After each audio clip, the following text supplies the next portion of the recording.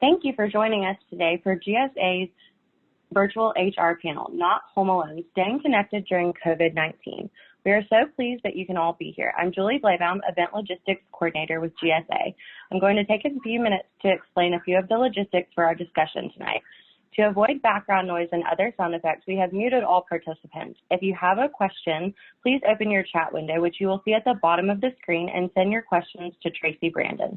We will hold all questions to the end of the panel, so if your question is for a particular panelist, please note that in your question to Tracy as well. With that, I turn the discussion over to Jodi Shelton, CEO of GSA and tonight's moderator.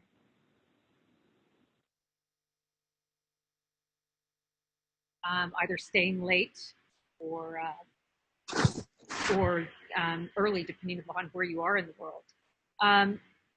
Recently, through our efforts on the Women's Leadership Initiative, the GSA has been introduced to an entirely new set of leaders within our member companies. And I have to say, it's been a great honor and a learning experience working with them. And indeed, we need their guidance more than ever. What we hope that you take away from this panel today is some new ideas about really how to manage the crisis at your own company that we're experiencing today. I'm going to introduce the panelists in the order that they're going to present, and then I will turn it over to the first panelist. Speaking first will be Vicki Mealer-Burke, who is the Chief Diversity Officer and VP of Employee Relations at Qualcomm. So Vicki is the co-chair of the Women's Leadership Council. So I've had the pleasure of working with her over the last, I guess, year and a half. It seems like yesterday, but it's been a while now. And she is also the chairperson of Qualcomm's Women's Leadership Council, co-creator of Qualcomm's Executive Women's Leadership Development Program, and is the executive sponsor of Equality, Qualcomm's LGBTQ employee network. She is also the senior representative for Qualcomm's partnership participation in USBLN Going for Gold campaign, and the company's representative on the conference board Global D&I Executive Council. So that is Vicki. Very happy to have her today. Our second speaker is Emily Reilly, and she is the senior VP and Chief Human Resources Officer at GLOBALFOUNDRIES. And she's a key member of the Fab 8 business team in Malta, New York, where she was an integral part of the growth from a greenfield startup to full ramp at GLOBALFOUNDRIES. And lucky for us, she has recently accepted our invitation to join the Women's Leadership Initiative Council. She's been very involved in some of our committees, including best practices. So third, we have Ruth Cotter, the Senior VP and Worldwide Marketing, HR, and IR at AMD. So Ruth, you have a big job over there. Doing so much. You know, AMD has been a longtime supporter of GSA, and Lisa Su serves as the chair of the GSA Board of Directors and on our Women's Leadership Initiative. So Ruth has been involved from that perspective. She is the recipient of the 2018 Women Worth Watching Award from Profiles of Diversity Journal, and is the 2018 Top 10 Champion Global Diversity by Diversity Global Magazine. The fourth speaker we have today is Sharawn Connors, the Vice President of Diversity and Inclusion in Micron. She is a very active member of our WLI Communications Committee, Increasing Technical New Hires Committee, as well as our best practices. So we get to spend a lot of time with Sharawn. So it's been great. She serves as the business adjunct professor and as a mentor to first generation and underrepresented college students. And she has recently received Micron's prestigious Diversity Star honor. We have asked each of the women to present their perspectives, ideas, and observations from a variety of different areas around our new normal. And if, as Julie said, if you have any questions, you can put it through the chat box and we'll take them at the end. We have this call scheduled for an hour, and we have about a 15-minute leeway if we have, you know, too many questions to answer, but we will stop at 15 minutes past the hour. So with that, I'm going to hand it over to Vicki and look forward to hearing what you guys have to tell us. Thank you. All right, thanks so much, Jodi. I'm really happy to kick it off. As Jodi said, I'm the co-chair of the Women's Leadership Initiative with the GSA, and actually working with the GSA and working with peers now in the semiconductor industry has just been an awesome experience. So happy to join today and share a little bit about 3 different topics. So I'm going to be talking a little bit about leadership, and I'm also going to discuss staying healthy, and then I'm going to highlight a few silver linings that hopefully will come out of this situation. So when I think about leadership, and when you know, one of the things that we talked about when we were prepping for this call is the 4 companies that are represented here are all large companies. The GSA actually has a lot of small and medium-sized companies as well. And I think some of the things that I'm going to be talking about are really across the board, and any size company can, you know, can be taking many of these initiatives. So under leadership, I really talk about being visible, and I put visible in quotes because obviously we're not physically visible, but trying to, whether you're a CEO or a project lead or the lead of your household, whatever it is, really make an effort to communicate more than you've ever communicated. You know, sending chats, sending email updates. If you're using a tool like Zoom or Teams or some sort of video chat, it's actually easier than ever to pop into other staff meetings and just say hello, see how folks are doing. And it's really, really important for leaders to be seen by the employees. It's a really stressful time for employees. They've got a lot going on, and so just knowing that the leaders are out there and have, you know, are working with them and for them is really, really very comforting. Communicate. So, I mean, it kind of goes with the first bullet of, you know, just try to find ways as leaders to, you know, short talks, chats in the chat room, quick text messages, let folks know what's going on. If they don't know what's going on, they'll just start making things up. So it's really important that you're communicating, you're giving them that assurance that, you know, the company's on top of things, that they're, you know, working hard. And maybe we don't have all the answers as leaders right now, but that's okay to admit as well. So we've started kind of a cool thing at Qualcomm where Steve Mollenkopf, our CEO, is just on Teams. He's recording like a 2 or 3 minute video at the end of every week, and we send it out to the entire corporation. It used to be that filming a video with Steve was like a big production, and we needed like a ton of people and background and scripts, and we actually don't need any of that. And he's able to do it from his own home office, and it's really, really gone a long way. Through Teams, and Teams is a tool that we're using, we've been able to do drop-ins on new employee orientation. That's all happening virtually. And now different leaders throughout the company can just join the meeting and say hello and welcome to these employees that are starting with our companies that aren't even setting foot on our campuses yet. So I think that being visible, you know, communicating in as many different creative ways as possible is super important. It's really also important that we're not, as leaders, just talking about work and getting the work done, but that we're really conveying true concern and empathy. These are unprecedented times, and employees really need to see that, you know, those empathetic feelings, making sure that they're just doing okay, not necessarily just focused on, you know, did we get the software out, did we get the bug fixed, but taking a little bit of extra time to convey that. And also as leaders, everyone's kind of heard the cliche, never let a good crisis go to waste. It's really important that leaders make sure that their entire leadership teams are not just focused on what we're doing tactically to get through COVID-19, but also planning for what's next. It's a really important time, and it also gives employees a good sense of of comfort that the company's thinking ahead and thinking forward, and the fact that we're going to get through this. So next slide, please. So staying healthy. I think the first couple weeks of staying at home, it was all new and it was different, and everyone was juggling. We sent employees home. Schools were closing at the exact same time.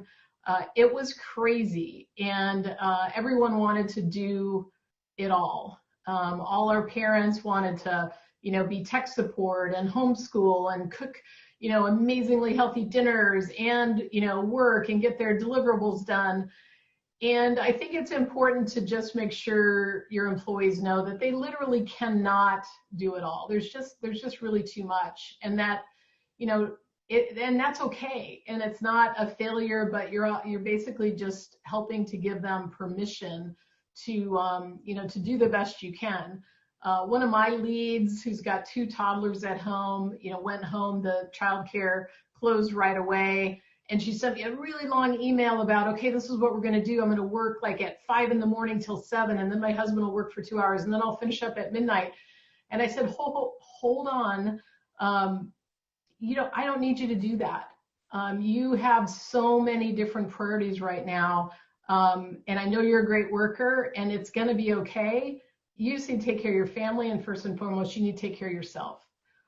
If something happens to you, the whole family structure kind of crushes below that weight. So just give yourself some leeway, do the best you can. We trust you. We know you're doing, So I think most of our workers are very motivated, and they are going to try to do it all. And we have to make sure that we give them that permission to just to do what they can and prioritize their own well-being. As I said, if something happens, if they get sick, even if it's not, sick with COVID, but they just get sick, there's no backup. We're kind of handling this within our own families right now. So it's really, really important to prioritize the well-being.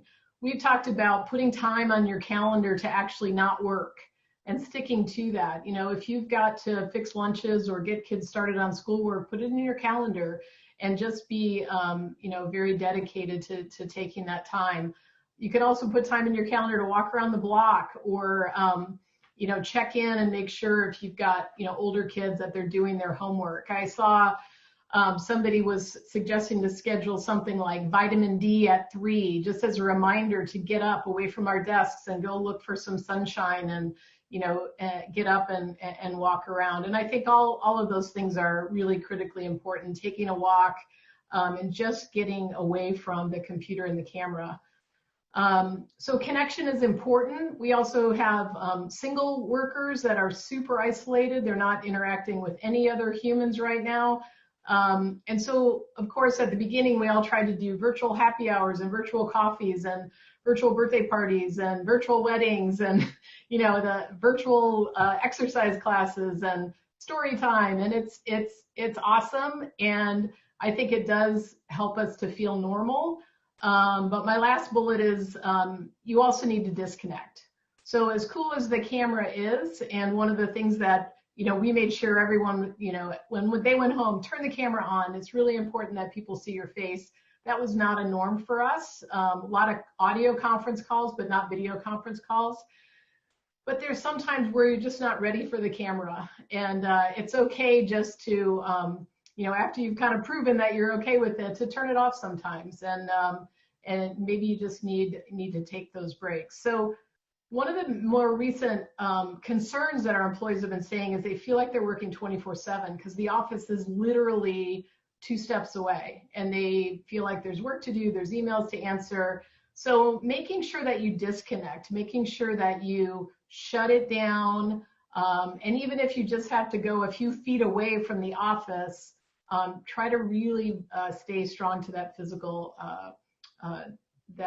distance and pretend that it's as far away as the real office, because again, there's just a lot going on, and we need to make sure that we're keeping that mental health, and we do need some of that downtime and separation. And then the last slide, we started early thinking about what good is going to come out of this? What are some things that are really, really positive? And I think I think the silver linings for me, and especially as a Chief Diversity Officer, is that this has given us an absolute fast forward acceleration, a forcing function to flexible environments. And we've always had a lot of managers who kind of bristle at, oh, I don't actually know if people are going to be working, or how do I know that they're not just taking a vacation day? And flexible environments tend to generally be more beneficial for women rather than men. And all of our companies have struggled with the acceptance that people actually do get work done at home and they are productive. And I think we've heard loud and clear feedback from our leaders that they're happily shocked at the amount of work that's happening from home. So I feel like that's a silver lining. I feel like we're going to be able to go back to work and be immediately more comfortable with trusting employees in flexible work environments. The second one is manager skills are in the spotlight. Boy, is this really, really true. So if you were a manager that managed by walking around, or really didn't have clear deliverables for your folks, the spotlight is very, very clear on those leaders right now. As well as the really, really good leaders, the really good people leaders, they are just shining. So I think it's a silver lining. It's really giving us an opportunity to see more clearly who our great managers are. Silver lining, our employees and coworkers are actually real people. And this has come out really, really strongly when we have our cameras on and you see their dogs barking and, kids crawling all over them. And again, I think from my standpoint, just being more empathetic to the fact that, people do have lives and they're real people. I think that's a phenomenal silver lining. And the last one I just said is, really, really makes that next face-to-face happy hour special, right? Where sometimes I think, we go through those motions of like, oh, am I going to really go? And we just opened some parts of our China offices this week, and just to see through the masks, just to see their eyes, and they're so happy to be together again. And I think that's a silver lining, that it helps put the whole thing in perspective just about our work experience. So I'll stop with that right now, and I am handing off. Oh, shoot, I lost my list. I'm handing off to Emily.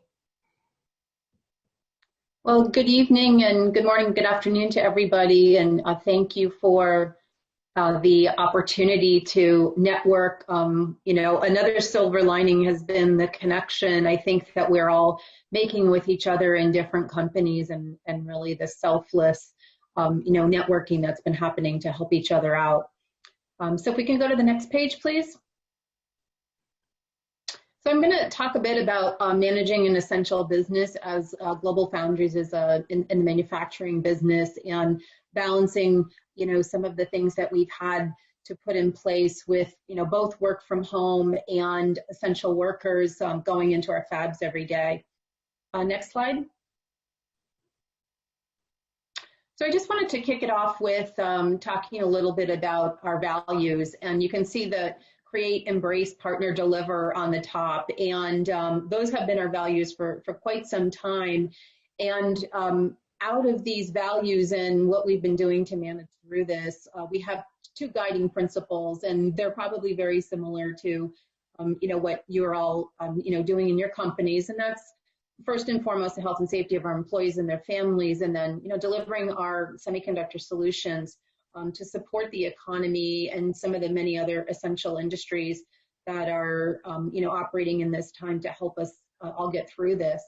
And what we noticed after a few weeks, into this is that we weren't necessarily calling out, how we work with our GF values, but we realized that having our values as the foundation for who we are, we really validated that, and now we have we have this saying, one GF together, and it's really starting to stick. And I think it was just a nice realization that these values really are who we are, and it's felt good to see that come through with a challenge that we weren't expecting to face.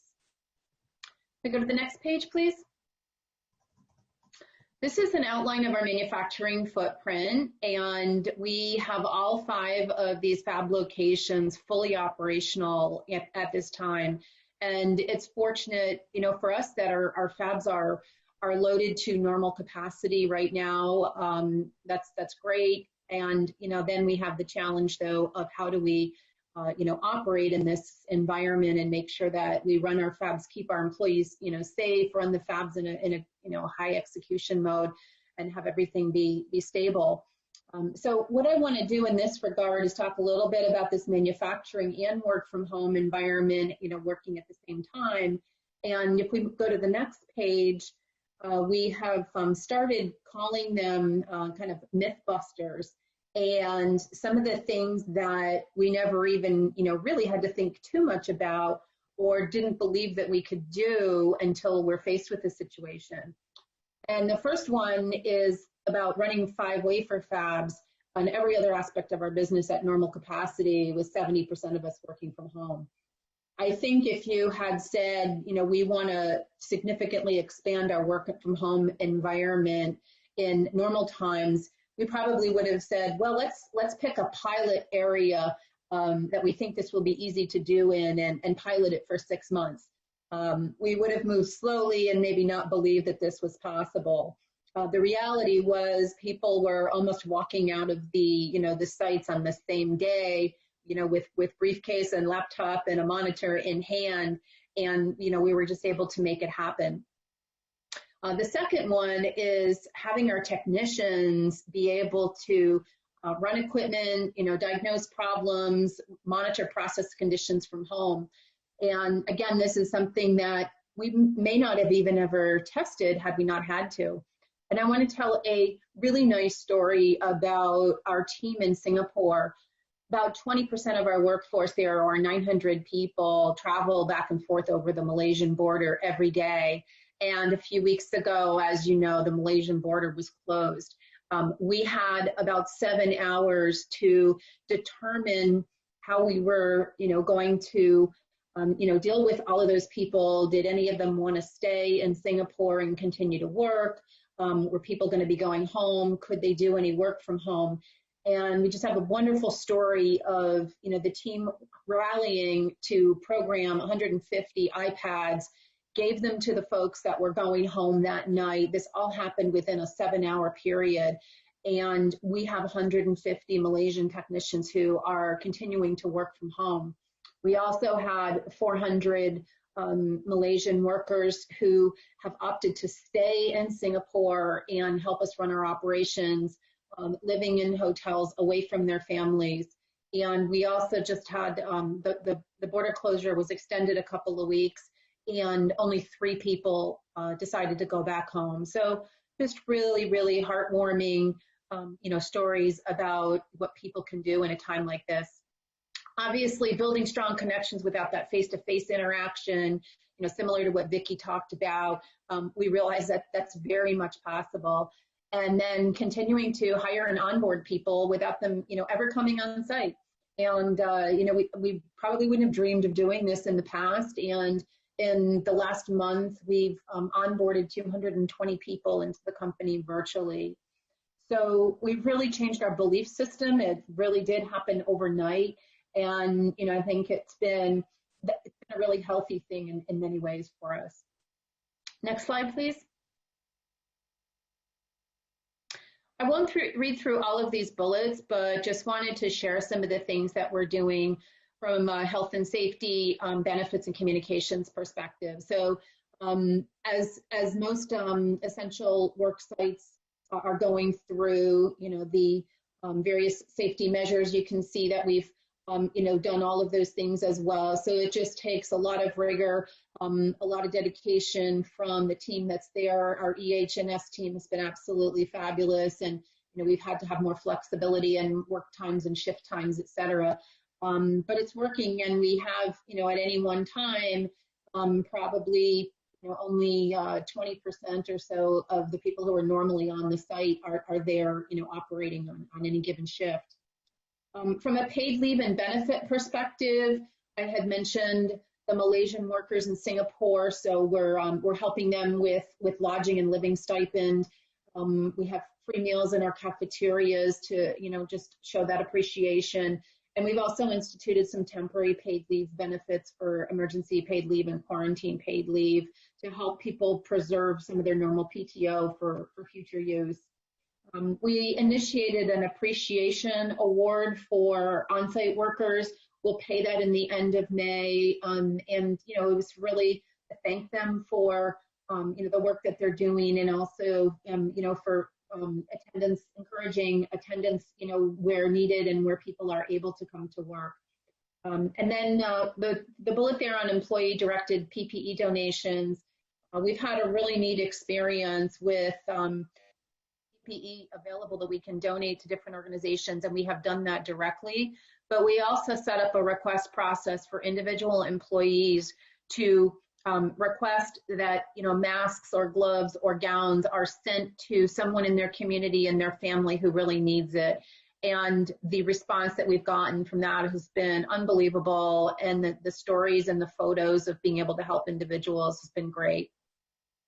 From a communications perspective, reiterating, what Vicki said as well, just that frequent, transparent update on all matters and being very upfront with people.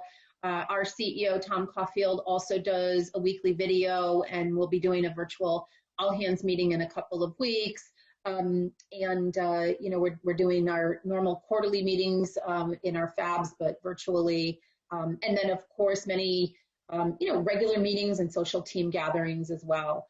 So, really trying to support everybody, because if we take care of the people, they're going to take care of our business for us in this time. Next page. Just a few words of advice, and these are maybe things that you're already learning anyway, but just some things that we've learned, and that's giving certainty in the uncertain times, and whether that's how your business is doing or what your business is facing, even if it's difficult news, having people understand the facts is really important, because they're going to hear them elsewhere. They might as well hear them from you. Trust who you are as a company. You have a mission, and a vision and your own set of values, and that's going to define you, even when it's inconvenient. So, be true to that and believe in what you're doing, and use the foundation of your company culture. Communication, be frequent, transparent. We've found that the informality of connecting has really brought people together, and it's done that in a very nice way, and I think that it's brought out that real personal touch that has meant a lot to people. And be flexible, rejoice in all these new ways of doing things, because we do have to figure out how we're going to bring them into our new normal to make our companies better. And then finally, my last slide is to share a few silver linings that we've experienced. One is the positive impact on our communities by supporting those that are most in need. That's been through donation programs or PPE. That just has been, so fulfilling to everybody, those receiving as well as those giving. We've also found that the employee engagement and bonding that is happening is really incredible. The team is appreciating each other in many new ways, and they're appreciating the company more as well. We had scheduled a pulse engagement survey for the end of March, and we decided to go ahead with that, and we're now getting feedback on how people are feeling. We had a couple of COVID questions, and it's been a very good time to get folks' feedback. And then finally, I think the other silver lining is humanizing how we're communicating and what we're communicating. And again, that informality and, talking about things that, weren't in our everyday business lives in the past has really, really brought us together. And I would, hope that everywhere companies are going to continue to be able to humanize what they're communicating to employees. And this has been, a great experience and a proof point for that. So with that, thank you for the opportunity to share, and I will turn it over to Ruth.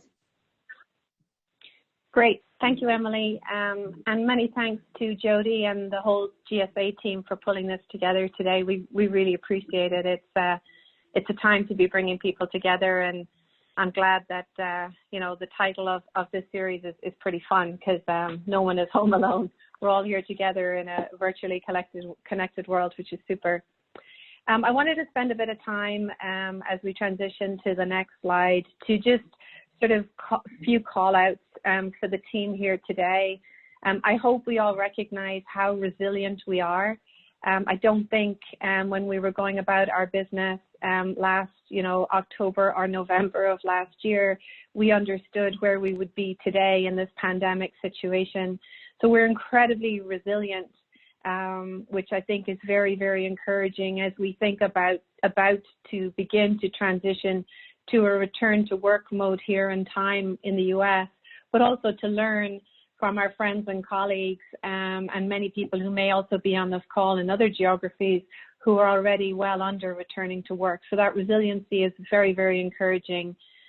We found that the work itself hasn't changed. It's just the way that we work. So we're having to be very adaptive and flexible in how we do that. For us and for me professionally, really recognizing that we have different care-abouts as individuals and employees, as leaders, and we have to be thoughtful and mindful to many of those variety of care-abouts as we try to create sort of holistic policy and procedures and sort of lay the groundwork, because we're making up the rules as we go along here, because we have never found ourselves quite in this situation before. So forums like this to share and learn from different experiences is very, very encouraging.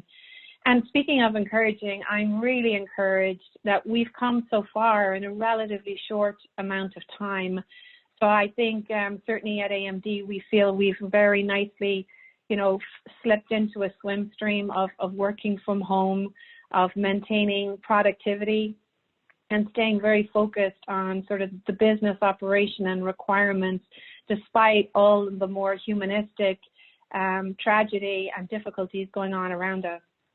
So on the next slide, if I could just spend a moment just sharing some of our experiences about working from home. And this is just, a few things that we've learned and some tips for our organization, and some of them are pretty basic, and I know we've covered a few of them already on today's call, but really being organized and trying to create such structure to your home work day, just as you might do in the physical workplace or work office.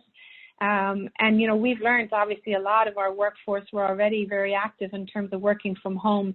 So we've been able to create a lot of exchange for people who working from home might be a new experience, and we're sort of partnering and creating a buddy system with folks who are already accustomed to it, particularly our sales force. So we've created some good learnings there, but certainly being organized and structured about your day is important. Minimizing distractions. It's not easy to do that if you're in a home environment. I have 2 teenage kids who are at school all day long, and my son insists on practicing the tuba.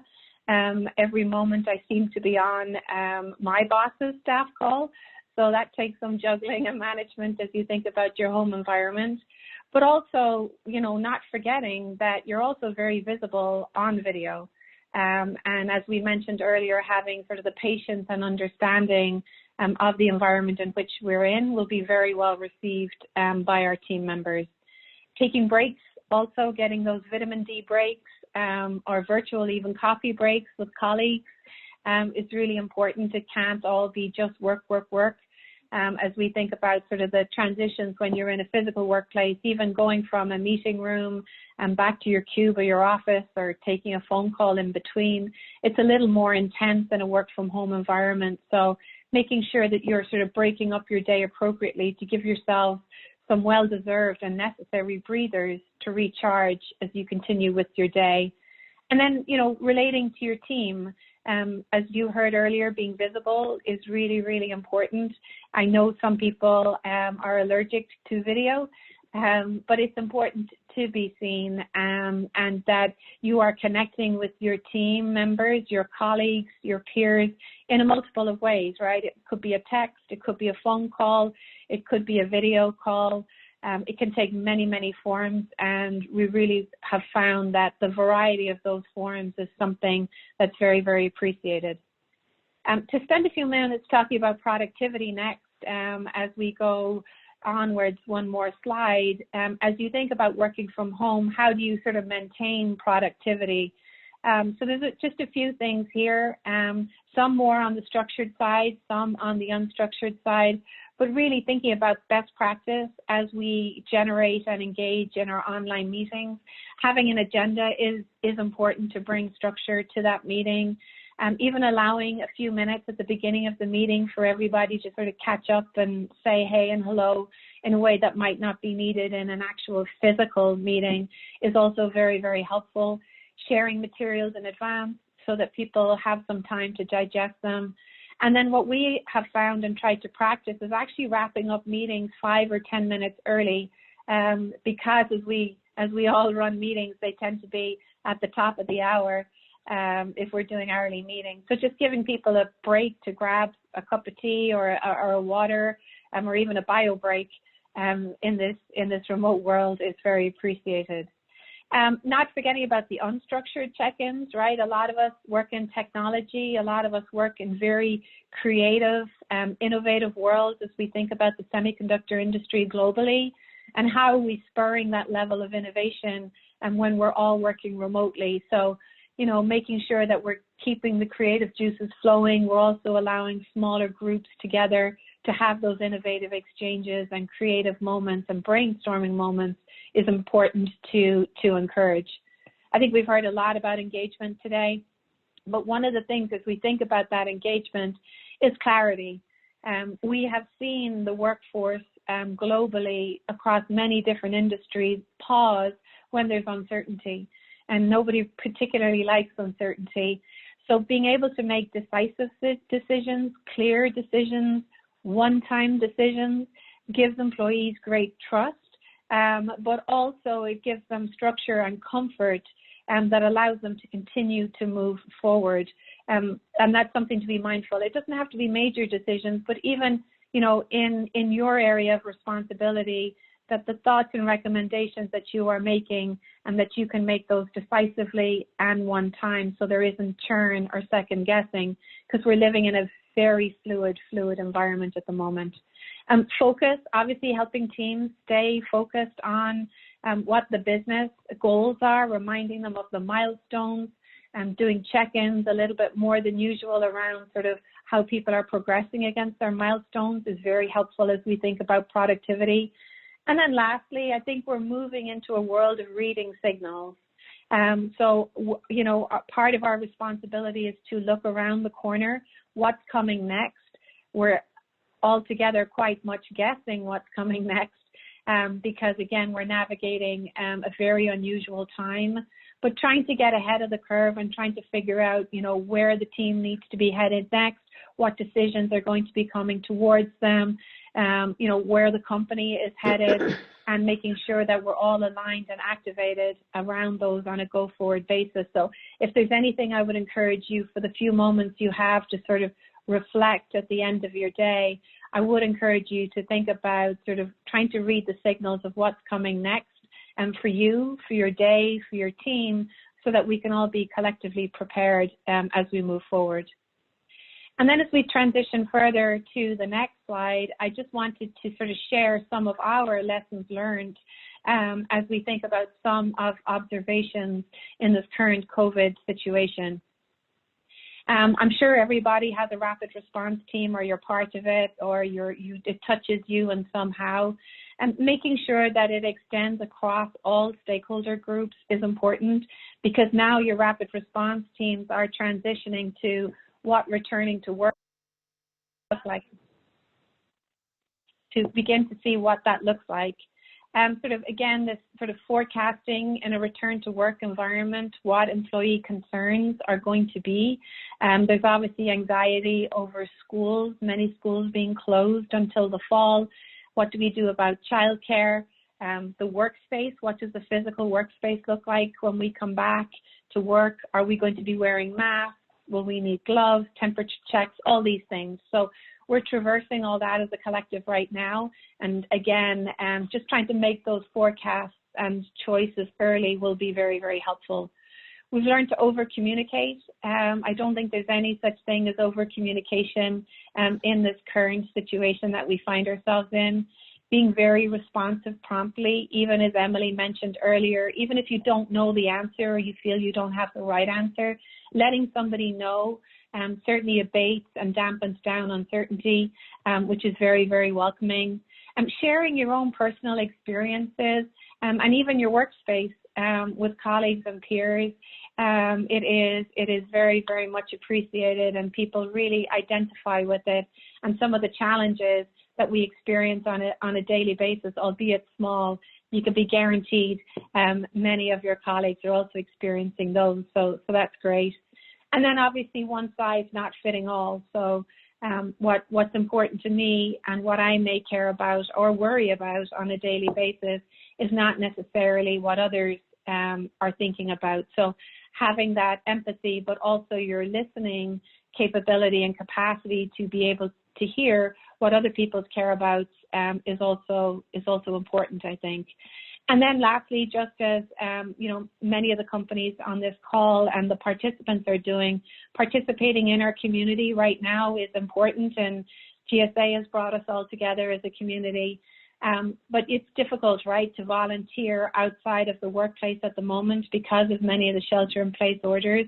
So we can do that through distancing, and we can also do that currently through monetary and corporate PPE donations to frontline workers and those in need today. And I thank everybody for your contributions there to date. And moving forward, we certainly look forward to and are excited to come back not only to the happy hour that it sounds Qualcomm is going to host for us all, but also to be able to volunteer in person in our communities, because we're in a sustained environment for the next many quarters here, and we're going to be able to pitch in more diligently and with more physical proximity here, hopefully very soon. So as we go to the next slide, I just wanted to take this moment to introduce the next speaker. So Sharawn Connors is an incredible diversity and inclusion leader at Micron, and I know she has some great sharings and learnings to provide us today. So over to you, Sharawn. Thank you. Thank you. Thank you, Ruth. So I have, first of all, I just want to say thank you to everyone who's joined the call, whether it's your morning or your evening, and also to thank GSA and Jodi for bringing us all together to have this conversation. I've gotten so much out of it already, and there's just a few more items I'm going to cover this evening, and then we're going to open it up for Q&A. So one of the items that I wanted to touch on this evening is really around intellectual property and the fact that it always matters. So in the semiconductor industry, obviously IP is a top priority. At Micron, we already had technologies and communications that are designed to protect this valuable asset. But obviously, as we started to move our team members off-site, this became a concern for us.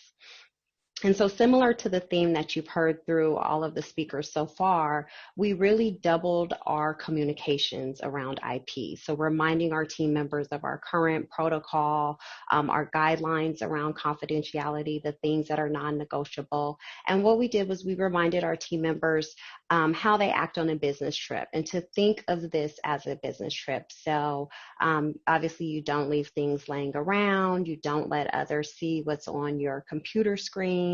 And in addition to that, we also set up some additional protocols. So I'm sure all of you all have heard of the interesting things that can happen on Zoom if someone were to hack in, some of them not so pleasant. So we quickly have pivoted to adapting passwords and the latest software and just making sure that we have everything that we could possibly do to safeguard our IP. We have taken those steps proactively. The second thing that I wanted to touch on is how are we keeping our team members engaged? So Vicki touched on a little bit some of the fun things that are taking place.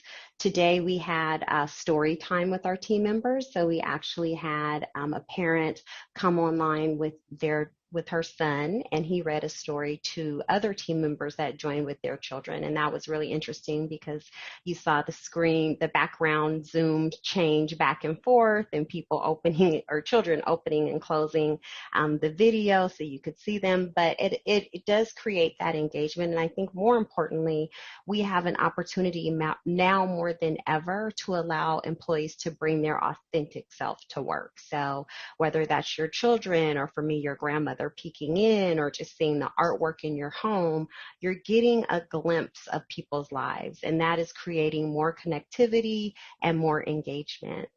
Another avenue that we've touched on for employee engagement is really around giving. So we have tapped into our employee resource groups, which I think can add so much business value to any organization, but we've really called on them to start a donation program where we collect supplies and then we disperse those to team members. So that is another way that we create that engagement through our giving programs. We've also decided that we will double the match of our employees up to $10,000. So if an employee gives to an organization, we actually match or double that donation. And so that's been really exciting to foster that type of engagement with our employees. We're also running happy hours. We're doing walking meetings, and we're even having employees host their Zoom call in different rooms in their home, so you get to see more of their living spaces if they choose to, which again creates that engagement and that connectivity. In addition to that, communication is top priority. I believe you've heard everyone on this call say that. So really frequent communication. Our CEO is hosting a town hall weekly. We're very transparent about the information we share in the current environment. And we also encourage our leaders to display empathy. So really connecting with our employees and sharing their stories. We all have a story. So that is another way to engage team members, is by sharing what's going on in your home, in your work life, how that's all sort of blending together, and then also to listen in return. I want to mention one other thing that we wrote out that I think was extremely beneficial as far as creating that engagement with our team members, is we stepped up and signed the no layoff for 90 days pledge. And what that does is it's really difficult to be engaged in work when you're thinking about, how am I going to provide for my family? So that's given myself, my team members, some comfort knowing that, we are not doing any layoffs for the next 90 days. And in addition to that, we've also rolled out an assistance program. So for any employee making under $100,000, we provided some assistance to them financially, and that was very well received, and something that Micron and I am very proud of. One of the things that we've really been focused on from a diversity, equality, and inclusion standpoint is making sure that we are mindful of the constraints now that we have team members that may have children they have to care for at home, or such as myself, elder care, and really trying to make provisions for that and offering flexible work arrangements. While we're all working from home, we may need to take breaks. We've talked earlier about scheduling time to do that. I actually schedule time to stop, check in with my grandmother, see how her day is going, just a quick wellness check, and then I come back to work. And that's really important, just understanding that everyone's home life is different and we all have different needs, and really thinking about how do we create work-life integration for everyone so that they're not stressed about the demands of work and the demands of home. Another thing that we've really been focused on is we know that when people are at home together, there are instances where we see domestic abuse, child abuse, elder abuse increase. So what type of resources can we provide to our team members? We have an EAP program, so we've certainly been providing information on that, and just ensuring that our employees understand where they can go for help. When we think about what does life look like after this, at some point we will return to work, but I'm guessing that will look much different than it has in the past. We've had a real, what I would call, business case for how we all can work remotely now.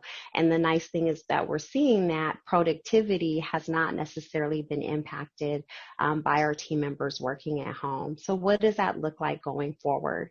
Well, I can tell you it's going to look different for every region. It could look different for every site. We don't know. But what we do know is there's certain things that we have started that we definitely want to continue. And there are activities at Micron that we have stopped that we're thinking maybe we should not pick back up. And so what we've done is we pulled together a diverse task force that's cross-functional to really think about what things should we consider as employees start to return to work. And I encourage everyone to start to create that list and think about what should we, pick back up and start again, what's new that we're doing that we should continue, and what have we stopped that maybe we shouldn't pick back up. It's just no longer a priority. What we found at Micron is we've been able to really leapfrog in a lot of ways because this has forced us to try things that maybe we would not have tried or rolled out as quickly in the past. So it's really been a phenomenal business case for us, and it's allowed us to be extremely innovative. So that definitely is a silver lining. Another silver lining, and this is one for me personally, I've always felt like my weekends were really on fast forward, even my weeks. Everything is going so fast.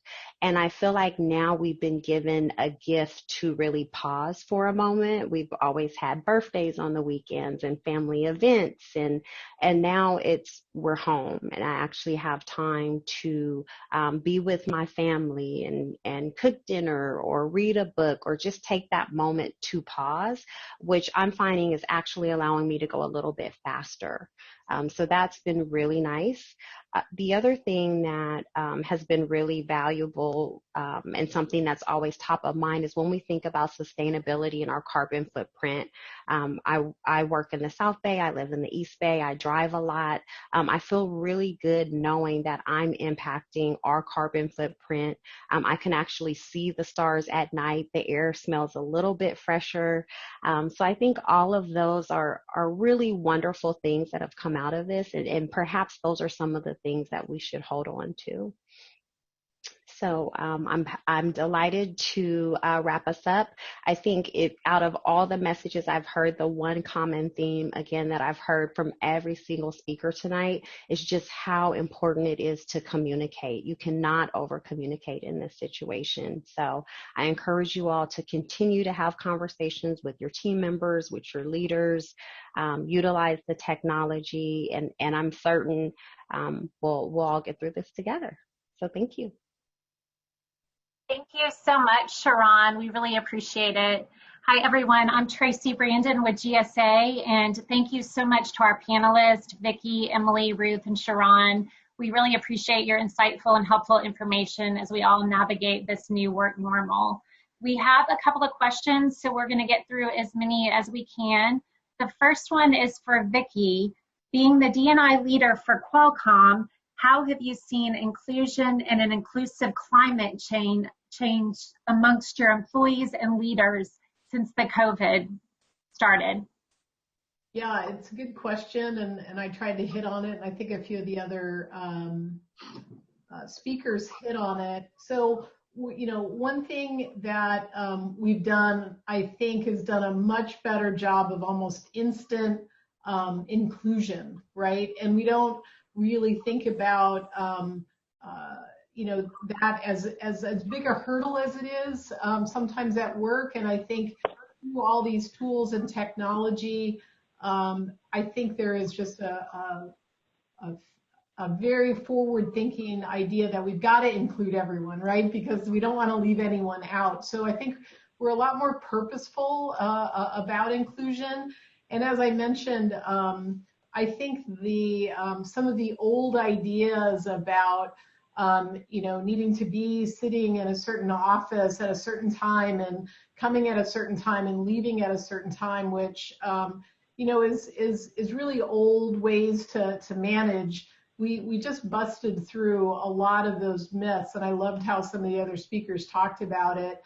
The productivity is high, and the trust between leaders and their employees is growing, and I think that can't help but to help the overall function of diversity and inclusion as we continue to build that trust and inclusion through our whole workforce.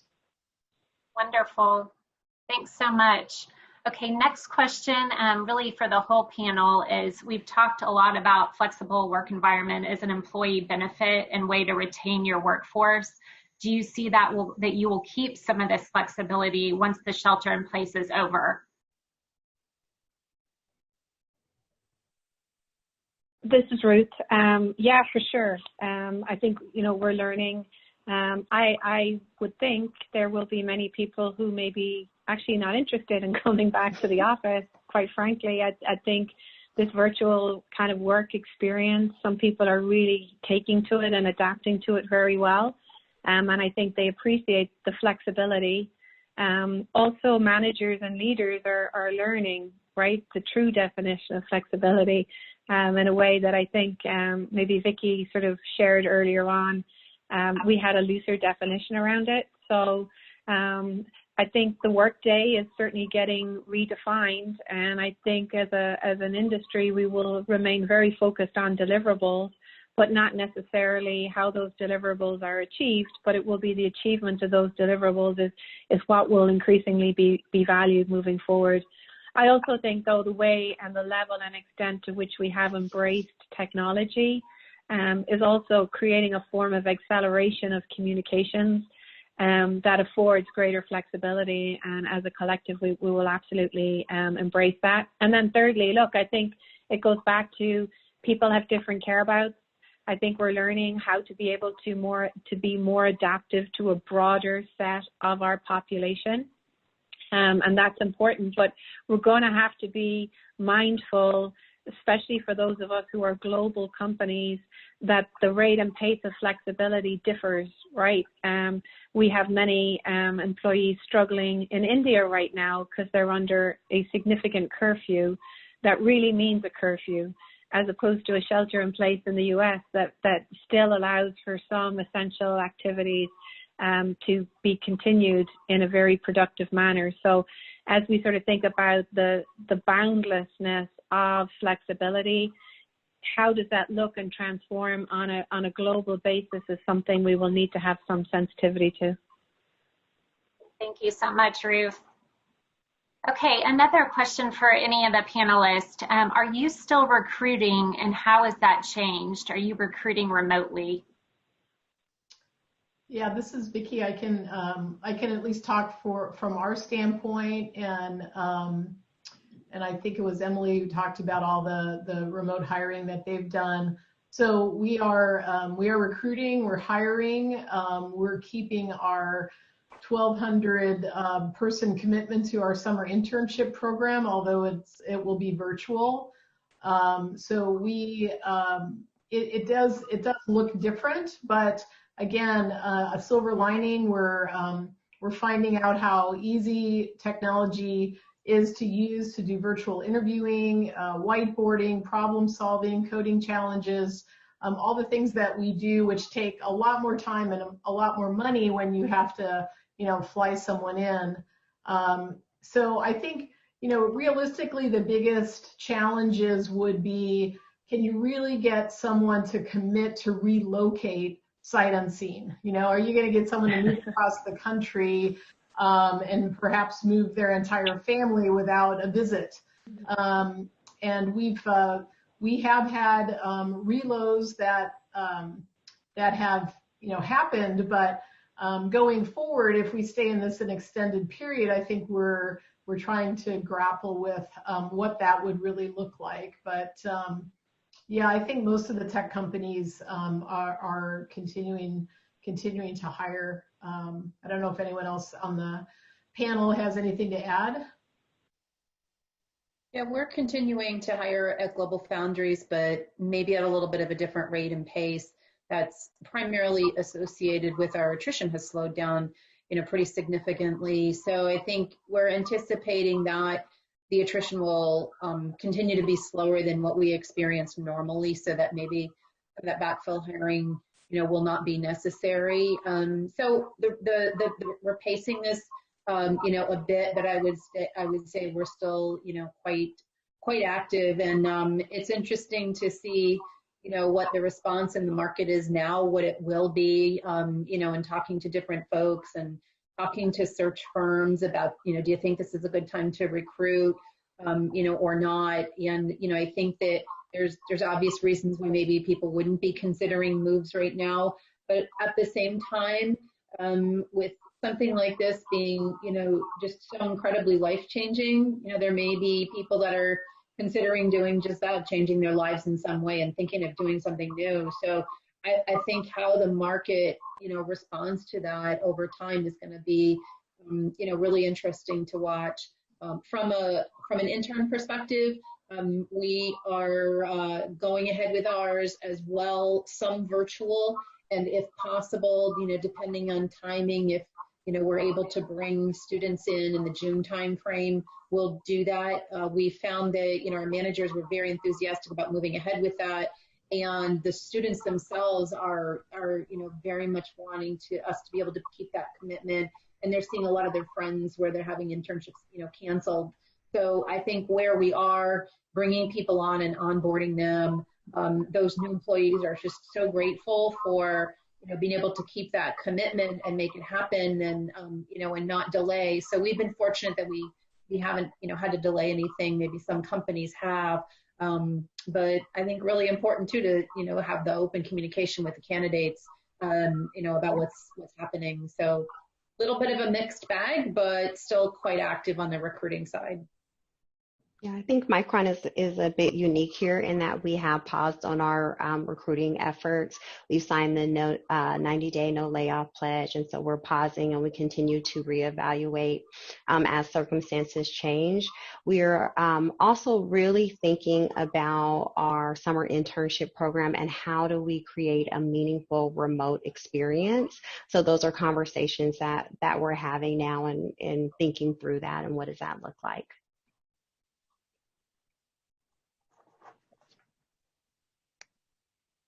Okay, I think that we're going to wrap it up there. It's about 5 minutes after the hour, and I do have one question for the panelists.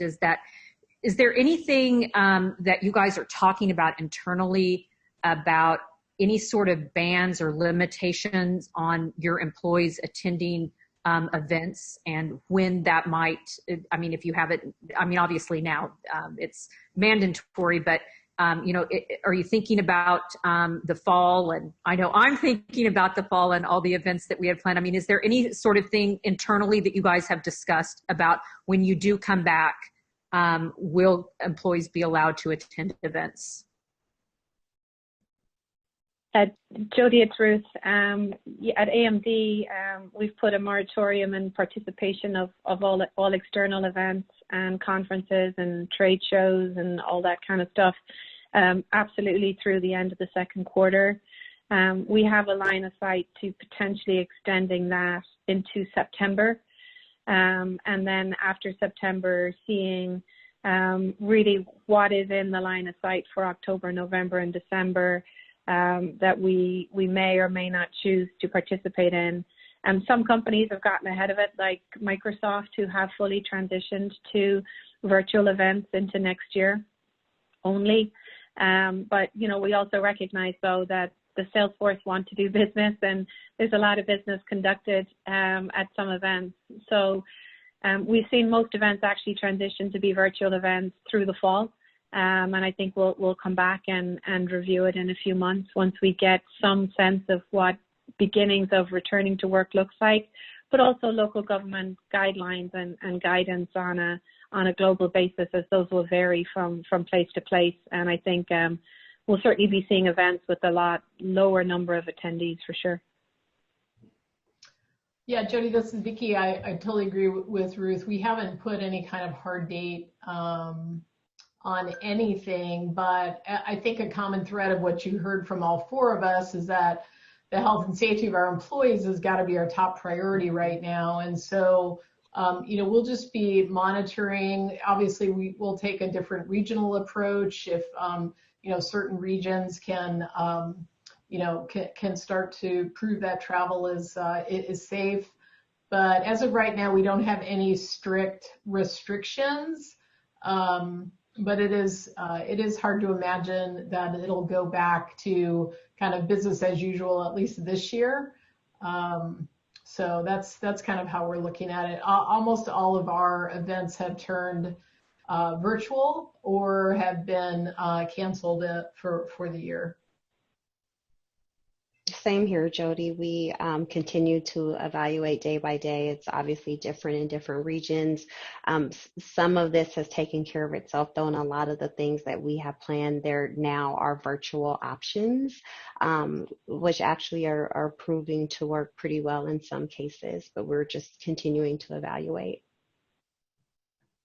Yeah, same for GlobalFoundries, and this will be a part of our return to work planning with, within our crisis management process. So very similar to what everybody else said. And I think it'll be a part of that. It's just a bit, too soon to tell. And we have not made any hard decisions. But certainly, hopeful, but I think we will, take every precaution like everyone else. Okay. And, I want to say how impressed I've been with the four companies on this panel, as well as so many of our members in stepping up and supporting their communities. And I want you guys to know that there's a place on our website that lists what every company is doing as we find it. And we also post those on social media as often as possible to make sure that people recognize the good that so many companies are doing during this crisis. So ladies, thank you so much for being on the panel and doing this for our members. We loved it and certainly learned a lot, and hopefully we'll just continue learning from each other and for better days ahead.